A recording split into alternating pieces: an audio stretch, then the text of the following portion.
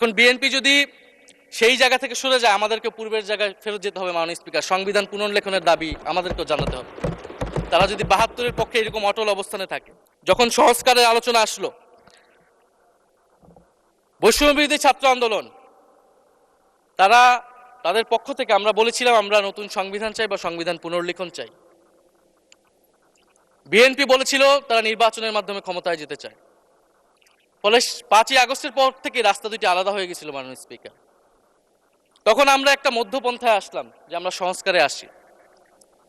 সেই জায়গা থেকে সংস্কার কমিশন ঐক্যমত, সেখানে আলোচনা হলো। এখন সাংবিধানিক সংস্কার পরিষদ করার কথা গণভোটে বলা হলো। এখন বিএনপি সেই জায়গা থেকে সরে গিয়েছে। এখন বিএনপি যদি সেই জায়গা থেকে সরে যায়, আমাদেরকে পূর্বের জায়গায় ফেরত যেতে হবে। মাননীয় স্পিকার, সংবিধান পুনর্লেখনের দাবি আমাদেরকেও জানাতে হবে। তারা যদি ৭২-এর পক্ষে এরকম অটল অবস্থানে থাকে।